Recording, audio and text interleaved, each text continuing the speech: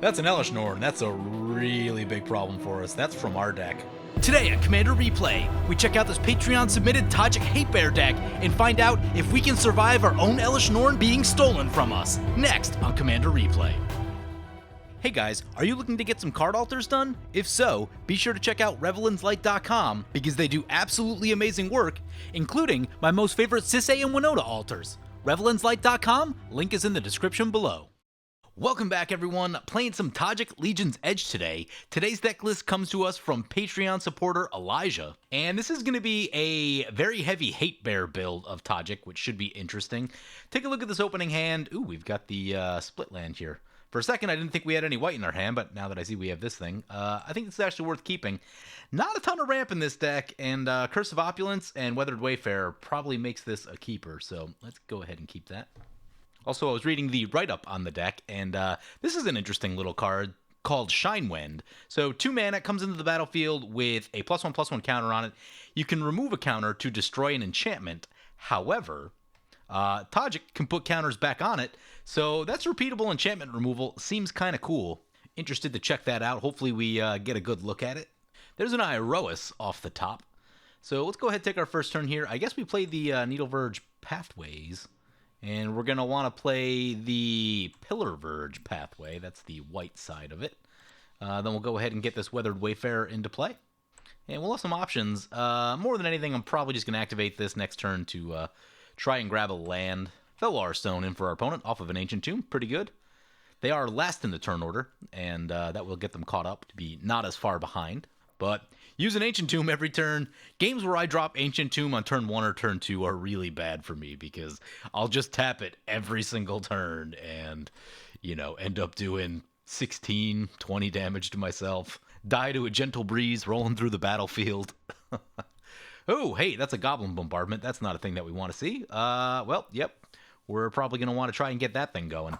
Brings it back to our turn. We draw a Mog Salvage. Let's take a read on this. If an opponent controls an island and you control a mountain, you may cast this spell without paying its mana cost. Destroy target artifact. Yeah, is a Felwar Stone worth blowing up? I don't think a Felwar Stone's worth blowing up. Play the mountain. Oh, crap. I meant to not do that. I guess we just activate this during opponent's turn then. Whoops. Play the Curse of Opulence. Who's getting the curse? This is going to have a million snakes. That'll be hard to attack into. Brago. Put it on Brago. They've got an 0-4 wall. I guess that's fine. They've been cursed. And yeah, let's pass like that, and then we'll activate the Weathered Wayfarer at some point to get a land. This card is cool. Searches for any land. There's not a lot of cards in the game that do that, especially outside of green. Ghostly Pilferer coming into play for opponent. Yeah, pretty good card. Pretty good card. It says when an opponent casts a spell from anywhere other than their hand, draw a card. So their commander, if they happen to be casting things from the graveyard. Yeah, Ghostly Pilferer. Pretty good for 2 mana. Let's take a read on this thing. Immolation Shaman. Is that Ravnica Allegiance or Guilds of Ravnica? I can't remember the set symbols now. Whenever an opponent activates an ability of an artifact, creature, or land that isn't a mana ability, this deals 1 damage to that player, and Immolation Shaman can pump itself up. Oh yeah, cool. Little Hatebear, kind of like, who's the other one? You know the one I'm thinking of. Can picture the card, can't think of the name. Pretty sure it's in the deck. Ooh, opponent's gonna loot with the Xyris Sanitarium. Excellent. Let's see what we hit. Oh, actually, you know what we could have done? Crap. We could have activated the Weathered Wayfarer in response to that and grabbed a land to loot away. So we don't have to give up something. Well, that's a Sacred Foundry. Sacred Foundry is like kind of good. That's both colors of mana. Kind of need that. I guess we loot it. Yeah, I don't love it, but I guess I'm going to loot it. I guess in the sake of playing carefully here, we'll wait for Brago to finish their turn just to make sure they don't wheel us, so we don't get whatever land we search for wheeled away. Take a peek to see what lands are in the deck, see if we can grab like an Ancient Tomb or something like that. No Ancient Tomb, Homeward Path in the deck. Needle Spires. There's a Plateau in the deck. Probably just go for that. Flicker Wisp. What is opponent going to flicker? Oh, probably their wall. Yep, going to flicker their wall. Okay, with that on the stack, we will search for a land.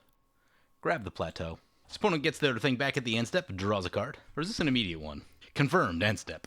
Well, let's think about our choices right here. We have a bunch of things we could do. Try to make sure we get the sequencing correct.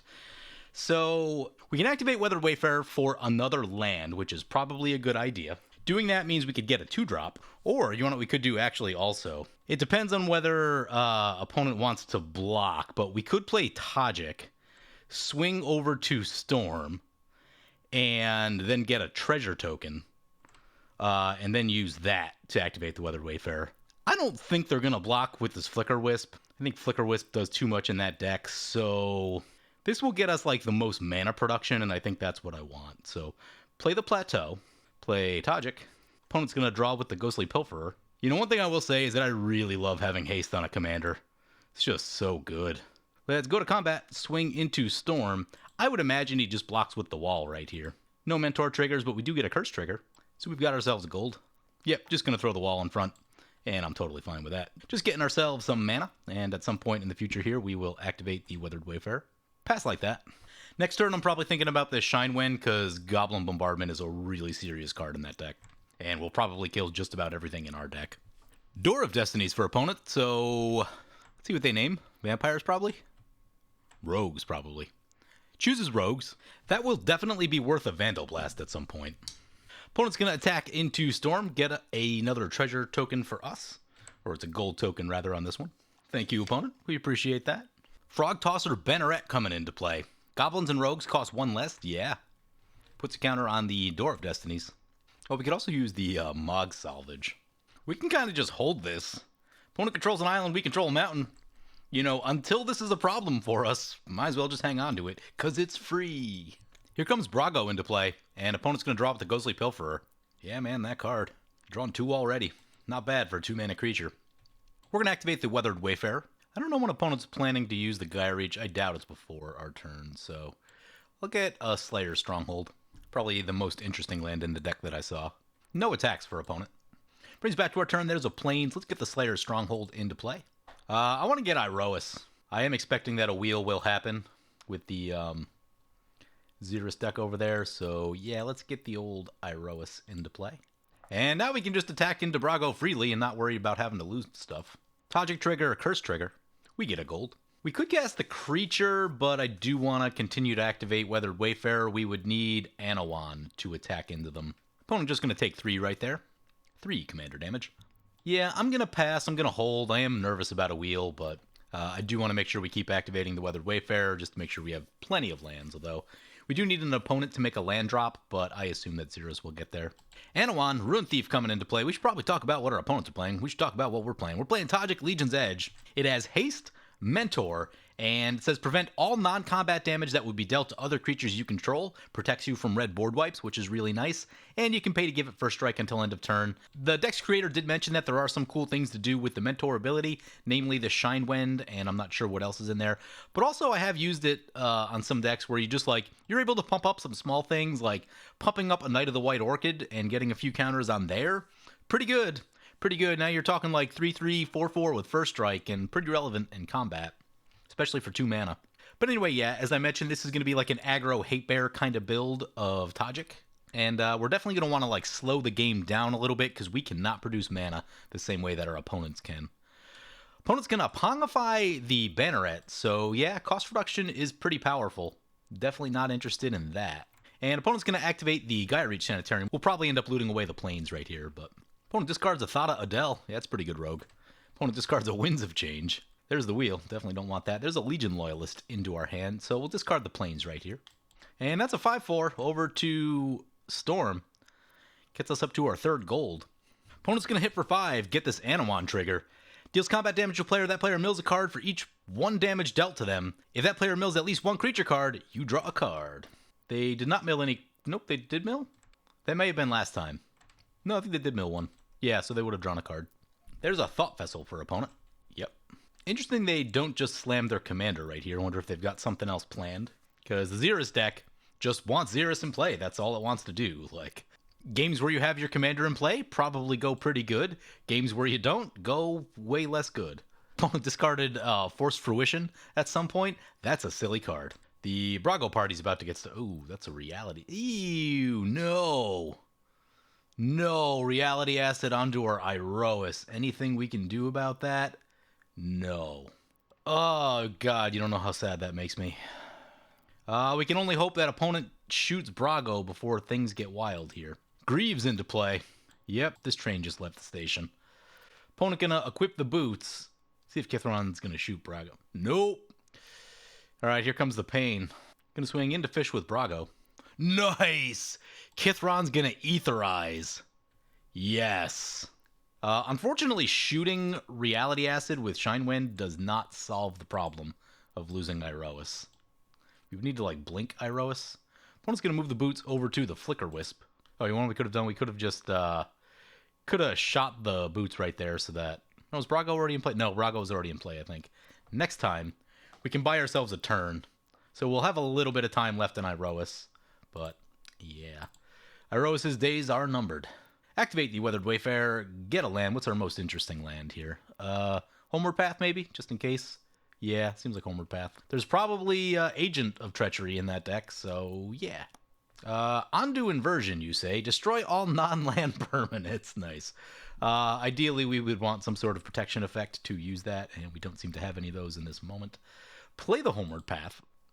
Elspeth is cool, but that's a flyer right there, and that will be pretty serious on Elspeth. There's some pretty big attackers. We're not really in a position to protect Elspeth all that well in this moment, so I don't think that's the correct line of action. I think we probably just cough out a lot of the little guys right here. Get the Legion Loyalist. Get Shinewind. Ooh, Iroas is a creature. Well, you know where that Iroas is going. We could get Elspeth. Yeah, Elspeth will attract too much attention, I think. Get Immolation Shaman. And let's start attacking. Pull that one back. We'll send these 3 in. Curse trigger, Legion Loyalist trigger, Mentor trigger. Put a counter on the Legion Loyalist. Opponent takes a hit, goes down to 20. Yeah, what was that, 11? That felt pretty good. Felt like vindication for Iroas. Pass the turn. I mean, if we can kill them before they can blink this thing, then, you know, we might be able to keep Iroas. We're going to do our best to try and not use Shinewind if we really don't have to. Gonti, Lord of Luxury, coming into play. Puts a counter on the Door of Destinies. Yeah, these things are getting pumped up. As long as they're not attacking us, I'm just going to let it keep going. They will target us with the Gonti, though. I think Fish sees all these Hatebears and wants to get in on the Hatebear action. By the way, we should introduce our opponents. Haven't done that yet. We have Fish Said Fish piloting Anowan the Ruin Thief. Saw this one the other day. Rogues you control get +1/+1. Whenever one or more rogues you control deal combat damage to a player, for each 1 damage, that player mills a card, and if a creature is milled this way, you draw a card. And it looks like they're doing a whole rogue tribal thing over there. Some pretty cool rogues in the game. Gonti in there. Got this Ghostly Pilferer. All doing nice things. Next up, we have Kithron piloting Xyris the Writhing Storm. Been seeing this one on the channel a lot. People really like it. It is a wheels deck. Xyris, pretty strong. If it's in play, you're drawing a lot of cards and you're making a lot of snakes. And all of that is really good. So keeping it out of play is a very good idea, and watching out for wheels is going to be your best bet. And then finally, we've got Storm Was a Mistake piloting Brago the Returned King, which I've lost track of at the moment. I think is in their hand. Can't see their command zone for some reason. But Brago, a blink deck, and a very good one. Been good for a long time. There are CEDH builds of Brago. Usually involves a lot of stacks, but yeah, it's a pretty good commander. Opponent blocks with the Flicker Wisp. Trying to soak up some of that damage right there. I'm all about that life. Now, that means there are less flyers, and you might actually be able to safely get Elspeth into play. Be able to protect it a little bit. Opponent's going to play Call of the Death Dweller. Haven't seen this one. It's out of Ikoria. Return up to 2 target creature cards with total converted mana cost 3 or less from your graveyard to the battlefield. Put a Death Touch counter on either of them, then put a Menace counter on either of them. Interesting. So they had a plan all along. Gonna get back their Thada Adele. Yeah, it's got Death Touch and Menace. That's pretty cool. And it's also huge because of this Door of Destinies. Pretty sweet. That's the Wheel of Fortune. Yep, thought that might be coming. Okay, so we're going to mod salvage on the Door of Destinies because that thing is pretty wild.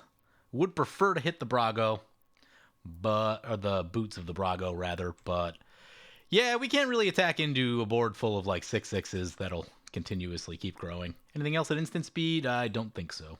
Was excited to play the Elspeth. What do we get? Winds of Abandon. Light up the stage. Spirit of the Labyrinth. That is an anti-Xyris card. Humble Defector and Draneth Magistrate. Those are some cool cards. Those are some decent pickups right there. Growth Spiral. Yep, pretty good card. Cultivate for opponent. Yep, getting all the lands. Gonna help out with our Weathered Wayfarer. I'll talk about it now. If you have Weathered Wayfarer in the deck, you really want to customize your mana base around Weathered Wayfarer. I would definitely add like Makokoro and Gyreach Sanitarium at the very least. Those cards can really do a lot of work, and being able to tutor them out is really, really good. My Gerard deck does a lot of work with Weathered Wayfarer, and just like, one of the best ones you can get is Ancient Tomb, but I get it, they're like $40 or something ridiculous like that. So, I'm not saying just go out and spend all the money in the world. If money's no object, then sure, yeah, go buy an Ancient Tomb. But having a bunch of cool lands to go get with Weathered Wayfarer is really good. Beside the fact that I would just run Gaia Reach and Makokoro anyway, because, if you get stuck, like, after we played out a bunch of things right there, we were about to run out of cards if opponent didn't wheel for us. So that would have been an easy way for us to just get some more stuff in our hand. But opponent casts their Brago, puts the boots on it. Yeah, I think this is going to be it for Iroas. This is going to make me sad. This doesn't hit artifacts, does it? Nope, enchantments only. Opponent going to swing over to Fish. Yep. Opponent did get pinged by the Immolation Shaman when they equipped the boots, by the way. That was exciting. It's only one, though. Harsh Mentor is 2. It's a little bit nicer. Brago trigger. Yep, gonna flicker the Reality Acid. Don't love this. If they put it back on one of our things, then we're just gonna swing into them with everything we have. Although, it's gonna be a lot less damage without Iroas. Iroas goes down. Blah. Puts the Reality Acid on Anowan. Moves the boots, gets pinged again. Yep. Oh, we can completely shut Xyris off right here by playing Drannith Magistrate. Let's grab a land. Castle, probably? Yeah, I'd say castle. 1 mountain, right? Yep, we have a mountain. Cool. Brings it back to our turn. There's an Amaria's Call. Interesting. This may actually be a game where we get to use the spell half of it if we don't get wheeled into oblivion. Let's play the castle right here. Get that out of our hand. Let's do some attacking. So I think this into Storm will send these 2 into Kithron since he's open. There's some kind of big stuff on the board. We don't have, like, the best blocking. That's not exactly long for this world.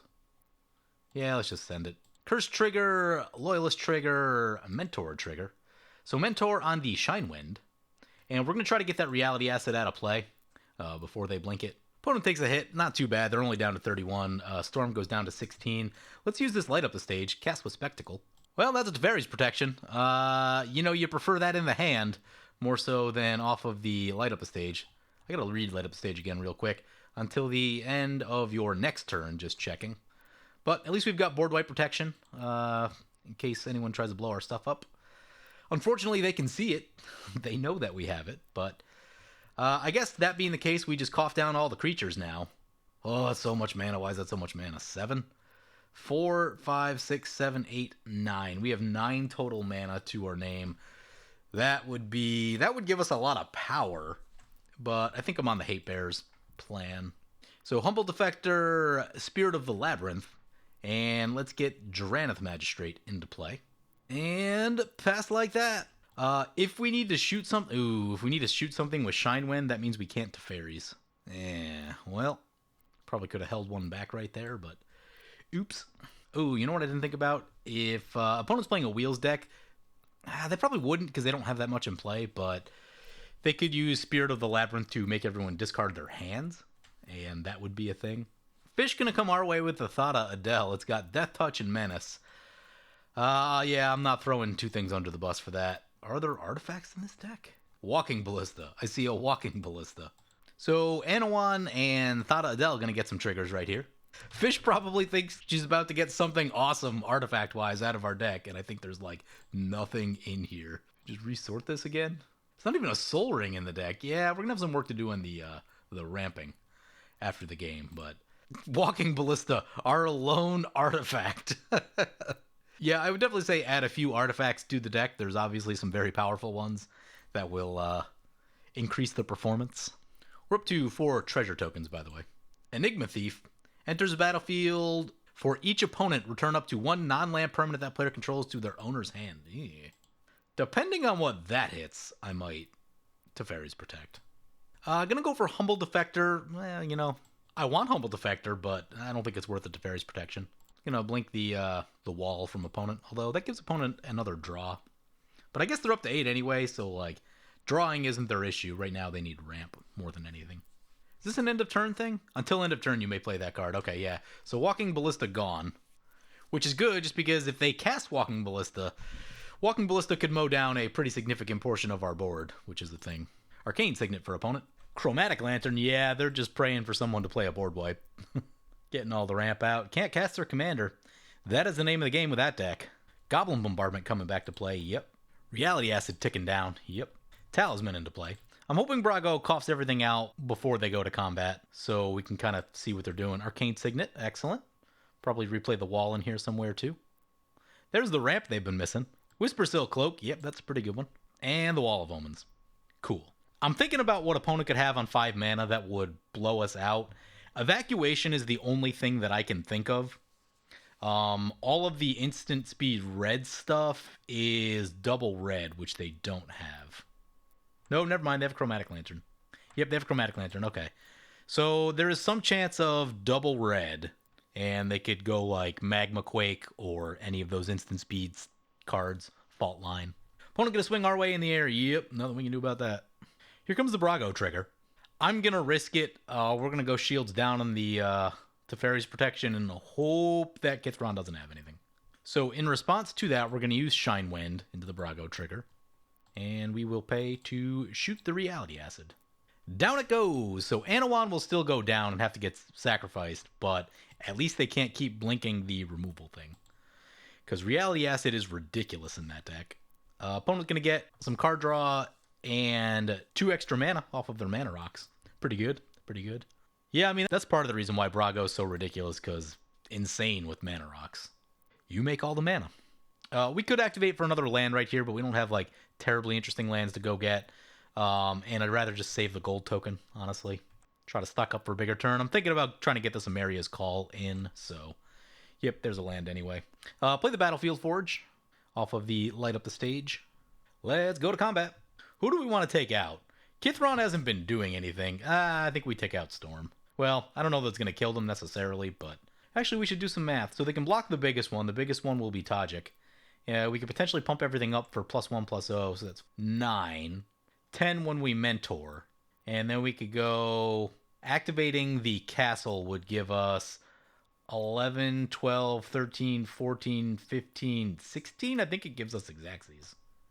Opponent cycles a land. Yeah, might as well take the opportunity, right? Send it. Everything into Storm. Legion Loyalist. Curse. Tajic. Put another counter back on Shinewind. I do like that interaction. That's really cool. And then get through our triggers here. Activate the old castle. Oh, I guess we could use Slayer Stronghold if we're not lethal either. Opponent gonna block one. Double check the math. 15, 17? Down they go. -1. Nice. We're gonna want to cast the Teferi's protection so we don't lose it. What else are we gonna do in the meantime? That's 3, 4, 5, 6 mana. Yeah, so I guess it's just play Humble Defector, ping ourselves one. Cast Teferi's. Oh, you know what Teferi's does, though? Kithron can cast their commander. That's a thing. I mean, I still think we do it, because board wipes and all. Fish is going to Factor Fiction in response. There's the Agent of Treachery. Put that in one pile. What does this do? Bitter Blossom, Zulaport. Whenever another card is put into a graveyard from anywhere, exile that card. Interesting. Put that one down there. See what they want. Yep, takes the Agent of Treachery. Well, it's a good thing we're Teferi's protecting. We need to hope that Xyris doesn't swing with haste, because if they get a lot of tokens in, Goblin Bombardment is a really bad time for us. Although, Fish's only incentive is to swing over to Kithron, so hopefully putting some damage that way. Although if the Fish steals the Goblin Bombardment, that could be a headache for us. That's an Elesh Norn. That's a really big problem for us. That's from our deck. We're gonna lose almost everything? Ooh, if we kept Drannith Magistrate in play, that wouldn't have happened. Although then they probably steal it. Ugh. Storm said the wheel killed his value earlier in the game. Yeah, wheels can be really disruptive. Oftentimes your hand will get worse. Because of the amount of lands and ramp that you need to run in a deck, you often draw a lot of that stuff and then not a lot of gas. It's a thing that happens. Big attack over to Kithron. Yep. Wow, we're about to get crushed on this Elesh Norn. Thada Adele. Yep. Opponent survives at 4. Didn't see that coming. Soul Guide Lantern. Yep, that's a good one. Cast a Soul Guide Lantern. I'd be so happy if that Elesh Norn dies before it comes back to our turn. So happy. I doubt it, though. There's just not really incentive for opponent to kill it, because they know it's going to crush our board. I would love if they activate the Gaia Reach right here. We need some gas. And there they go. Yeah, all right. Another land. Ouch. Get rid of the lands. We milled a Magus of the Moon at some point. What's in our graveyard? Curses in the graveyard. Iroas. And we lose just about everything. Ooh. That hurt so bad. All right, so, I mean, step one is Winds of Abandon. Play a Plains, I guess. Oh, you know what we can do first? We can Homeward Path. Yeah, all right, that's why we play this card. Let's take back that Elesh Norn. Now the question is, do we need two Winds of Abandon? See what's left. I think everything's going to survive, but it'll be much smaller. Oh, no, we got rid of a couple. Excellent. Ooh, yeah. Thada and Ghostly Pilferer down. Excellent. 0-1 Gonti and the 3-3? Yeah, I don't actually care about that much. We could haste Norn. Prefer not to get Norn bounced, but we could recast our commander. Thinking it could be the time for this Ameria's Call. 1, 2, 3, 4, 5, 6, 7, 8, 9. Run 9 mana. Fish has got 9 cards in hand. That's what's going to get us. I'm going to recast Tajic. Do we just haste Norn and go for a big attack right here? What are our other options? Our other options are Mother of Runes. Do we cash in our gold? I guess that's the question. Tajic over to Kithron. These two over to Fish. Mentor trigger. Mentor on the Draneth Magistrate. This is where more ramp would help, because if we had more ramp, we could like activate Castle and stuff like that. So I'm going to be talking about the ramp a little bit after the game. See if Kithron's got anything. They don't. Down they go. All right. Fish, we're going to have ourselves a little 1v1 action here. And they've got 9 cards in hand. That's a lot. That is a lot. I guess we play the Mother of Runes, pray for no board wipe. That's what I'm on right here. Pass like that. Ooh, we got a Rogue's Passage. Yeah, I've got to watch out for that one. If this thing were like 6 mana, it'd be so much better. 7 is a lot.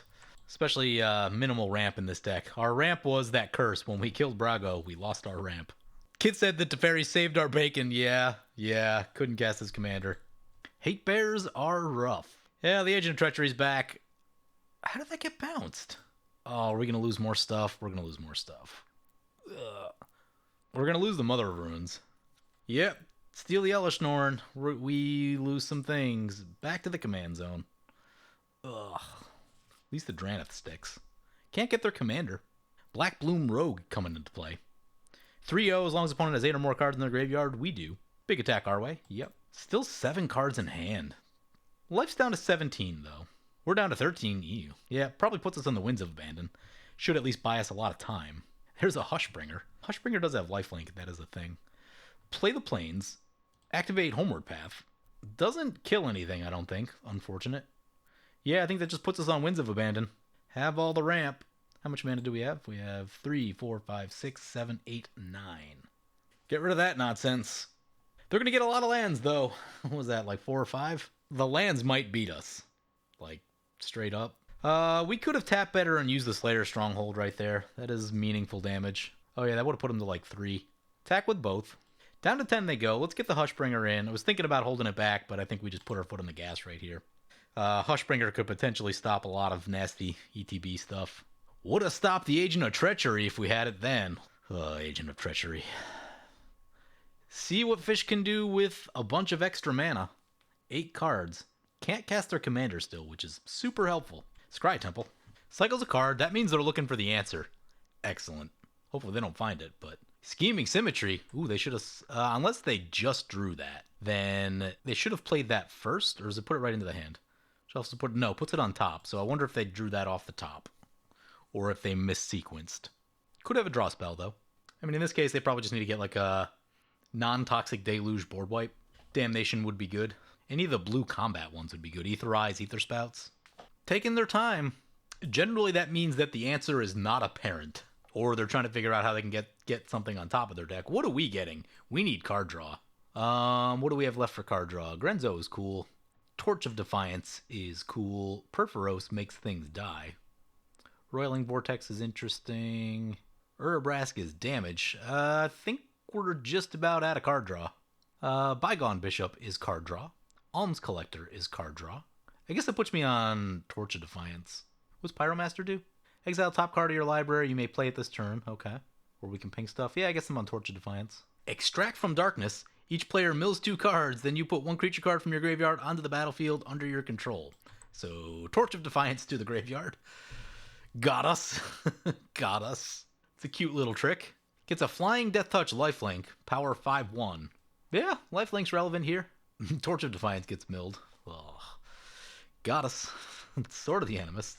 Flying Death Touch lifelink. Okay. They need more creatures. They need more blockers. Equips the Animist. Ooh, gets pinged. Gets pinged for 1. Planar Void. Whenever another creature card is put in the graveyard from anywhere, exile it. Think that's going to be it. Can't imagine they have too much left that they can do with 2 mana. So we're basically on cast our commander. We got to be careful of this thing, though. Because it's going to gain 6 back when we hit. How do we resolve that? There's a Remorseful Cleric. Start by playing the Mountain. So opponent's going to effectively be at 13 when they block. We need 13 damage. Right now we've got 7, 11, 14. Oh. So I guess we cast our commander and swing in. Or maybe this is the time to Ameria's Call so that our things gain indestructible. Yeah, this might be the time. Because I also imagine that they might have gone for a board. No, because if they did, then they would have just milled it. Okay. I'm still going to go for the indestructible. Now's the time, right? We're probably not going to get to play this Ameria's Call much of anywhere because it's not the best. It's not the best. That card does get exiled. We'll give one of the Angels haste. Could have also gone the other way and pumped with the castle. If they bounce the Norn, that could actually be a problem for us. Send them. They have like a boomerang or something like that. Blocks an Angel. There it is. Down fish goes. Nice. All right. So yeah, I've got some thoughts on the deck. Overall, it played well in the setting that we were in. And there's a lot of really cool interactions in the deck. I like this Shinewind thing with Mentor. That was pretty cool. But there's definitely a few things worth talking about from a deck improvement standpoint. So the curve is super low with a ton of 2-drops. Has a little bit of 4-drops, but like almost nothing after 4. Got Urabrask, Austere Command. This is going to be a land most of the time. We got an Elesh Norn, and we got this Ondu inversion. That's fine. We got Blasphemous Act. Usually Blasphemous Act on average is probably 4 or 5 mana. Although in this deck, it's probably less than that. Probably 2 or 3, if not the minimum. And then a couple things in the X spot up there. So anyway, yeah, I thought it played well, but I did notice the lack of ramp to be an issue. So in this game, we got lucky that none of our opponents really ran away with mana ramp. If someone had even played something like a Thran Dynamo in the game, they would have outproduced us pretty hard. Brago was about to get going on the ramp with the mana rocks there, and they were going to start to outproduce us. So you have to ramp. I get what concept they're going for right here of I'm just going to try to make my land drops and play these creatures. I've played decks like this, and a couple things happen. You're very weak against board wipes, number one, and we got lucky that no one played any. The only thing we saw was the Elesh Norn that got stolen from us a couple times, and we were actually lucky to survive with, I think, 2 creatures on each occasion when that happened. But yeah, a deck like this is always going to be weak to board wipes, which is a thing. And 2, someone that's producing a lot of mana is going to outproduce you, and you're just not going to be able to keep up with them. And that's typically going to be your green decks or someone that gets like a Soul Ring or Mana Crypt early. So you have to ramp. And like I said, you know, we were trying to get the Angel spell. If we had something like a Thran Dynamo, we would have been able to get the Angel spell and use Teferi's Protection all in a single turn. Or maybe activate the castle sooner and get more damage. You know, you're able to make more plays. And when you're basically only getting your land per turn, you're just going to be able to do way less than everyone else. And that's just not a thing that I love. So looking at the deck, we see a deck with 37 creatures, and there's a couple different ways to look at this. The first thing to talk about, I'll talk about it real briefly, is you could easily switch this to Winota in the command zone, and it'll do the same thing, but way better, right? Because Winota is an insane Magic card. If your goal is to slam a bunch of Hatebears early and then just whack people over the head, Winota does that better than literally any other commander. So if power is what you're after, Winota. But if you really want to stay on the Tajic plan, which is totally cool, I get it. Winota's not a deck that you can just play everywhere all the time. Like, people will get upset because it is that kind of strong. So the next thing to think about is what to do if we're staying on Tajic as our commander. Like I said, I think all of the interactions, most of the creatures are really cool, so I think it's just a matter of getting this ramp going. I'm envisioning less creatures. We've got 37 right now. I'm going to say let's go down to like 30 to 32. I think is going to be a better place to be, and that'll allow us to have more room to do the other things we need to do to be successful more of the time. So I'm going to take a peek through and see what cards I would cut, because we do need to make room for some ramp. Okay, here's some cards that I think are going to underperform and are going to be our best bets to cut to try and get some ramp in the deck.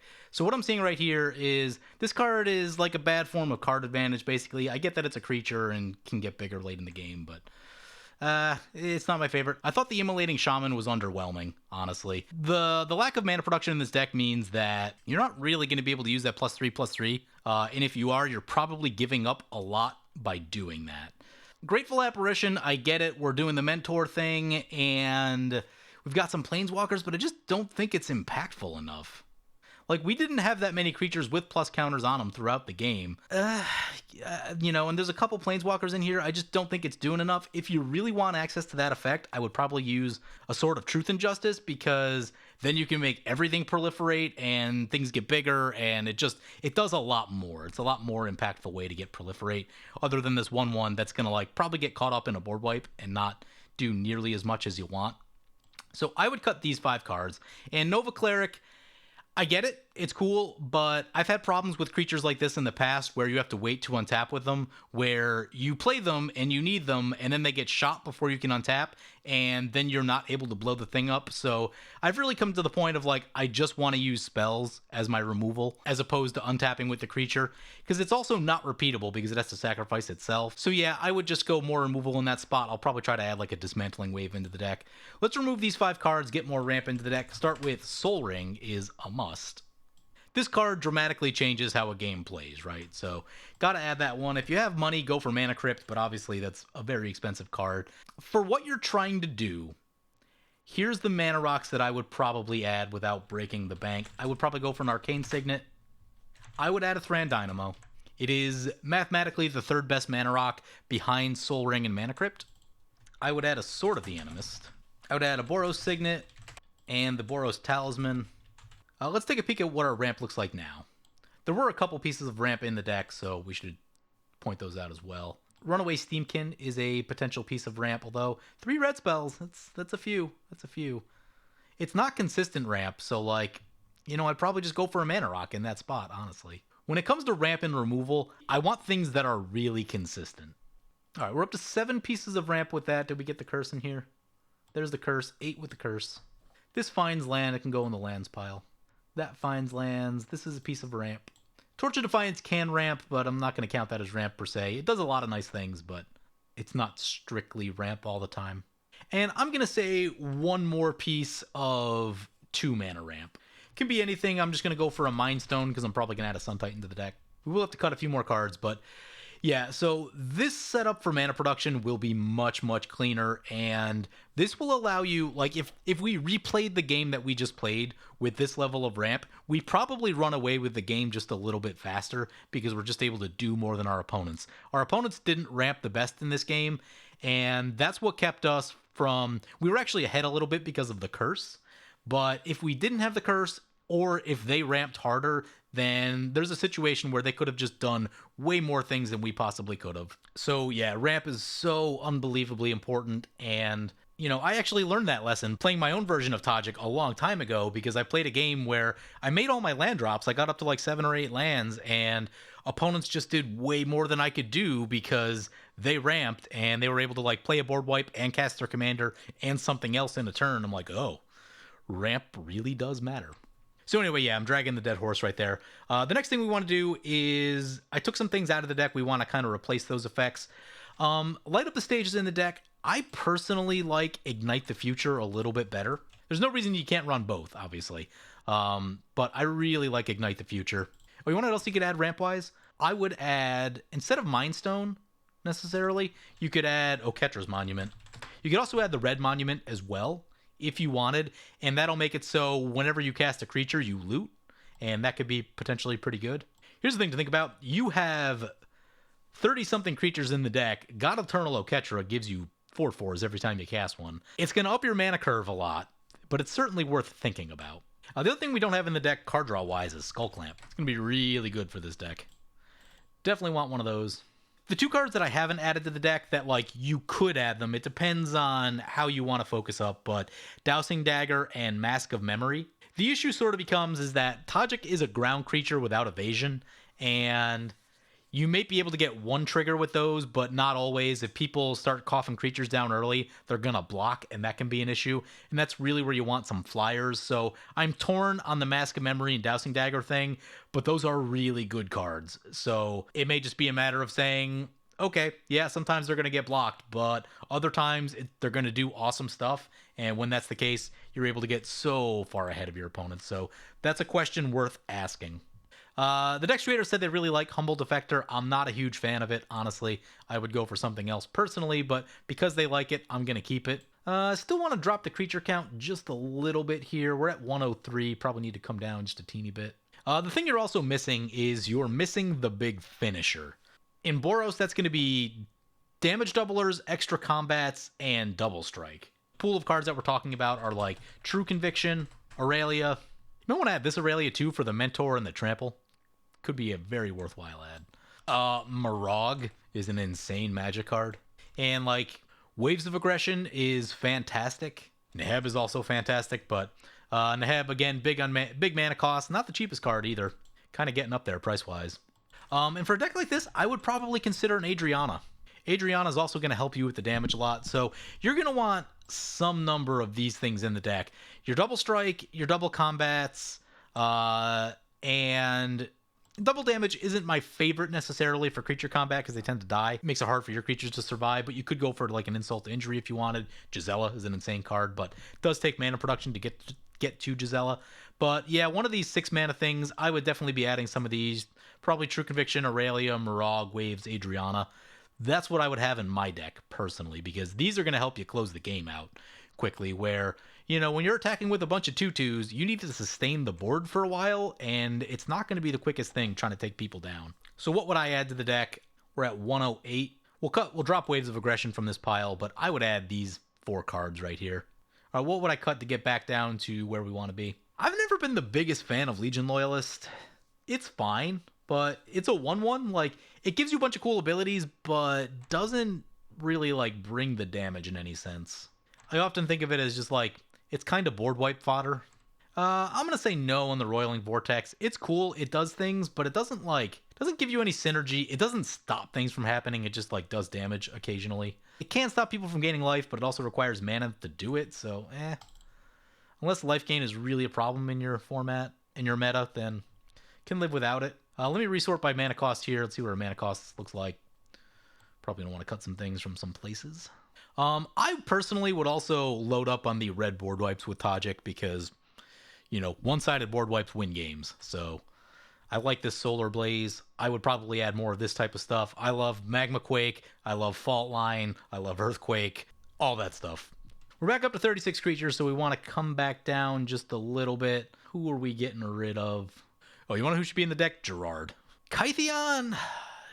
You know, I just find it kind of underwhelming, honestly. I'd get rid of Kytheon personally. I think Runaway Steamkin, I don't think it's good enough, really. It's a 1/1 that occasionally ramps. There's a big timing problem there, too, is that, like, if you draw it late in the game, then it doesn't do much. Another thing you can think about, too, is just adding Winota to the 99 of this deck. Every once in a while, you'll draw Winota, and things will get ridiculous. So that's something worth checking out, too. I've been adding it to Aurelia recently. Yeah, it's been pretty good. I'm going to drop the Samaria's Call. It's just not great. Like, it's fine. It's fine at its very best. Like, its best application is fine, right? Like, right there, we're like, all right, we got our... I mean, we used that on, what, like, turn 10 or something like that, and we had other plays that we could have made that would have gotten essentially the same job done, so just it's not doing that much for me.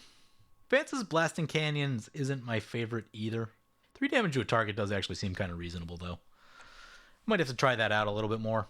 All right, here's what I'm going to do. I'm going to say, take your pick between Marog and Aurelia, whichever one you like better or have better access to.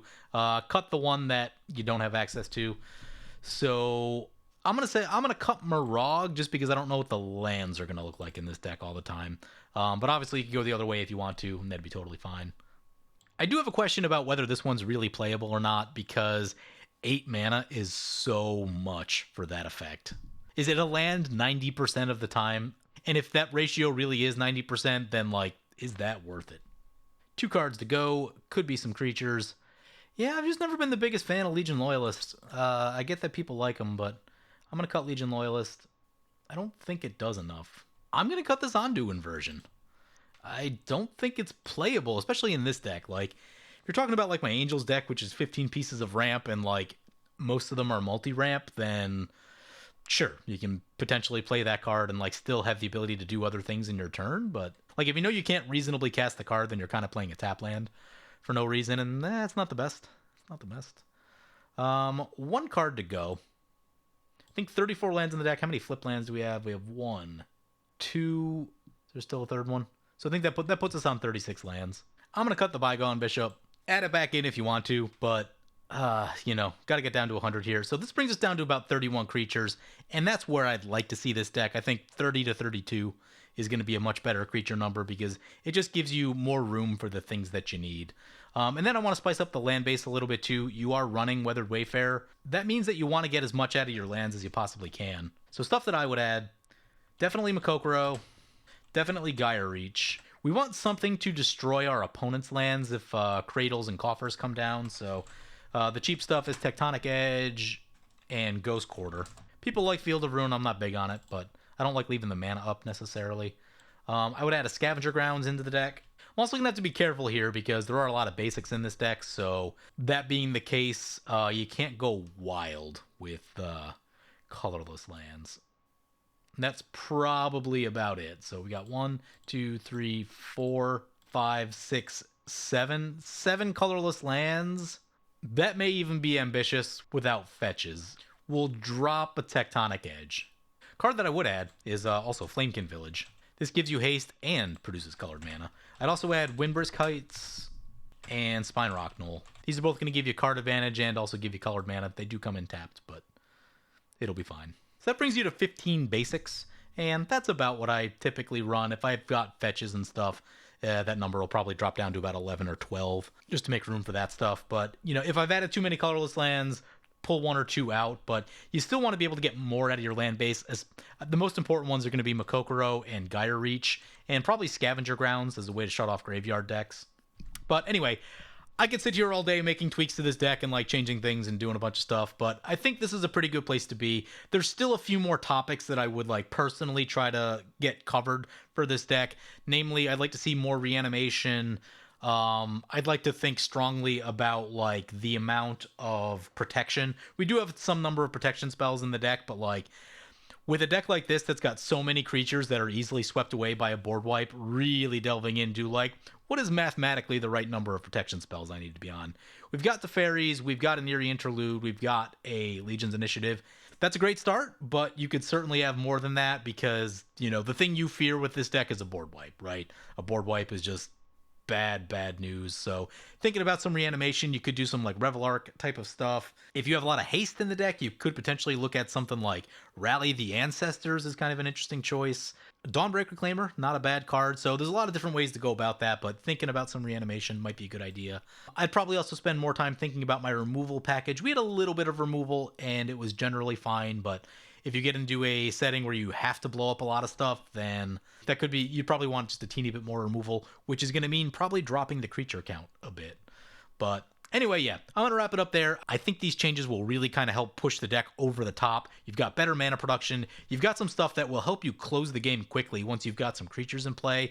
That's Adriana, Aurelia, True Conviction. You could look at a Morag also. Definitely don't completely skip out on these big finishers in the deck. You're going to want some number of those. Doesn't need to be a ton, but at least a few. Again, we cleaned up the ramp and just kind of did a few other things in there. So anyway, hope you guys enjoyed this video. As always, feel free to comment, like, or subscribe. Thank you for watching. I want to thank my awesome Patreon supporters. We have one new Patreon supporter in D-Many. D-Many, you are awesome. If you want to help support the channel and vote on which decks I play next, feel free to check out my Patreon at the link below.